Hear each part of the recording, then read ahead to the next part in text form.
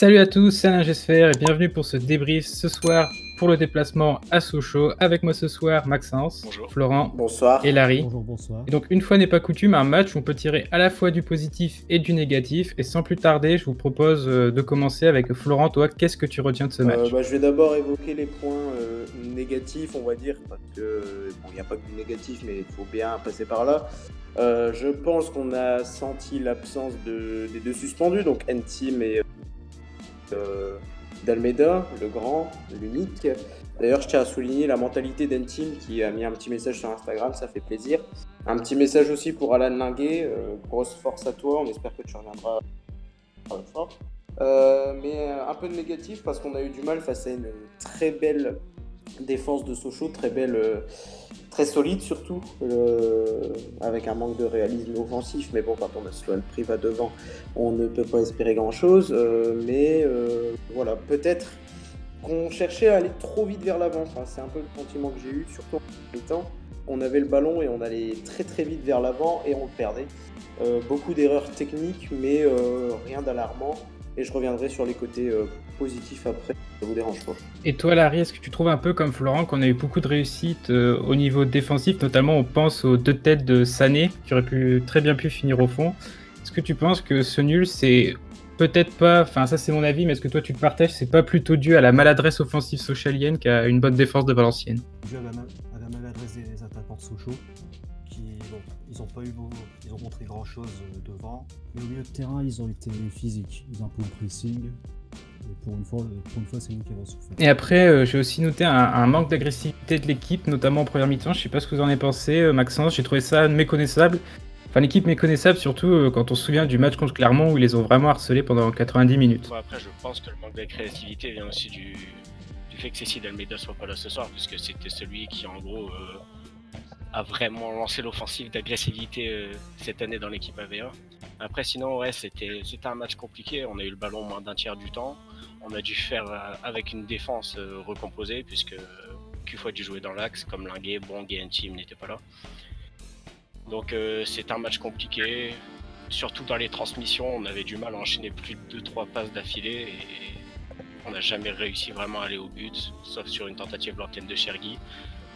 Mais sinon ouais, c'était un match compliqué, mais au final on retient qu'on n'a pas pris de but et encore un énième clean sheet pour Jérôme Prieur et sa défense, ça fait plaisir. Après on peut rappeler qu'on avait discuté avec des supporters sochaliens en avant-match qui nous avaient bien mis en garde, à savoir qu'ils étaient très très maladroits offensivement. Et que par contre en défense c'était clairement un bus et que si on arrivait à faire sauter le verrou on gagnerait ce match. Donc au final on n'a pas réussi, mais ils nous avaient bien prévenu sur les qualités sochaliennes. Et donc pour la question débrief de la semaine, on vous avait on avait dit est-ce qu'il faut tout remettre en cause? Non bien sûr, mais en fait c'était le sens de la question plutôt d'avoir votre ressenti, à savoir est-ce qu'il faut retenir le contenu du match assez moyen, on va pas se le cacher, ou le fait de prendre un point qu'on aurait très bien pu ne pas prendre. Et donc, pour vos réactions, il y a VFC Inside qui nous dit « On ne peut pas être au top à tous les matchs, contexte difficile, une trêve internationale qui nous a ralenti notre dynamique. Sochaux restait sur une défaite qui devait se racheter. » Caronino qui dit la même chose « On ne peut pas mettre autant d'intensité que contre Clermont dans tous les matchs. À défaut de gagner, il faut savoir pas perdre. » VKG, pareil, un match compliqué pour nous dans le jeu, mais ramène un point, c'est très positif comme l'état d'esprit. La semaine pro, on récupère d'Almeida N-Team et on vise une victoire à domicile. Et enfin, Stéphane Fugadi qui dit un très bon point face à un Sochaux intéressant, bonne rentrée de Hein, on est costaud et cohérent et on ne s'affole pas avec le ballon, on sent la confiance dans les têtes, on peut être leader si on bat les chamois tous au Hainaut vendredi. Et donc, Larry, je te propose de commencer. Est-ce que toi aussi tu ne cèdes pas la panique et tu penses que c'est plus un bon point de prix qu'un mauvais match? Après la victoire contre Clermont, c'était un petit peu enflammé, peut-être à tort ou un peu à raison. Mais ce match, au vu de la physionomie, me refroidit un peu et c'est pas une mauvaise chose au final. Car on a été bousculé par l'équipe de Sochaux. Au milieu de terrain, on a beaucoup souffert, surtout en première période. Non, je dirais que c'est un bon point. Et toi, Maxence, est-ce que tu préfères retenir le 4e clean sheet d'affilée de l'équipe ou son jeu très très approximatif pendant, on va dire, 85 minutes? Moi, je vais surtout retenir le clean sheet parce que voilà, c'est un contraste par rapport à l'année dernière. L'année dernière, on était pire défense de Ligue 2. Cette année, on enchaîne 4e clean sheet d'affilée. C'est monstrueux. Le travail fait pour Diego et son staff. Maintenant, ouais, voilà, on va espérer que le jeu se bonifie. On s'était bien emballé, comme disait Larry, après le match contre Clermont. Mais ce match nous remet bien la tête sur les épaules, mais il faut continuer à travailler. Je pense qu'on peut encore grappiller quelques points sur les prochains matchs. Et toi, Florent, à ce niveau-là, est-ce que tu retiens le fait que Valenciennes ait gagné une place et soit désormais deuxième, ou est-ce que tu retiens le contenu un peu poussif du match? Je vais surtout retenir le clean sheet, encore une fois, avec un très grand Maxime Spanoraou. On le souligne assez peu, mais il fait un travail monstrueux derrière. On ne prend pas de but et comme ça a été évoqué sur Twitter, on a fait le dos rond. On a été capable de ne pas perdre ce match qu'on aurait très bien pu perdre l'an dernier avec Réginald Drey qui aurait vu que la moitié des actions en clignant des yeux.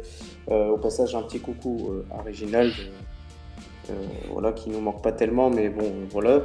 Mais non, mais moi je pense qu'il faut retenir le positif parce que de toute façon, ça fait partie d'une saison. Je pense que la trêve n'a pas été favorable à l'équipe qui était sur une très bonne lancée et qui a été un peu ralentie, même si on n'a pas perdu contre le LOSC, souligné, même si c'était une équipe très remodelée en face. Mais maintenant, comme l'a dit Fufu, je pense qu'il faut aller haut et nous vendredi pousser nos joueurs, parce que j'ai même envie d'aller plus loin. J'ai envie de croire que Lorient, qui peut nous reprendre la deuxième place qu'on occupe provisoirement, va jouer la tête avec nous toute l'année. J'annonce ça, je me mouille. Et je pense qu'on peut jouer la tête très longtemps si on est capable de faire le dos rond dans les moments difficiles et qu'on prend des points sur les matchs qu'on maîtrise. Après, on peut aussi rappeler que Olivier Guégan avait plus ou moins senti le coup venir, puisqu'il a été en interview dans l'émission Tribune Nord lundi et qu'il avait bien dit « Moi, mon rôle, c'est pas de faire la fête, de m'affoler quand il y a des victoires, mais plutôt de gérer au mieux les temps faibles de l'équipe pour qu'ils soient les plus réduits et les plus espacés possibles. » Donc on avait tous un peu peur de cette série de 4 victoires consécutives, comment ça allait se finir, et peut-être que c'est un mal pour un bien de la terminer sur un match nul, qui plus est en conservant la solidité défensive. En tout cas, la semaine prochaine, ce sera Niort-Oeno, Niort qui a perdu de mémoire aujourd'hui contre Grenoble, donc il y aura cœur de se racheter, mais qui est quand même une équipe du haut de tableau. Donc on dit ça à tous les matchs, mais ce sera encore un vrai test pour Valenciennes. Donc en tout cas, merci d'avoir suivi ce débrief de ce match pas si passionnant, mais quand même à Sochaux. N'hésitez pas à partager la vidéo, nous donner votre avis sur ce match, ou encore sur le format. Et en attendant le prochain match de VA, portez-vous bien, la bise.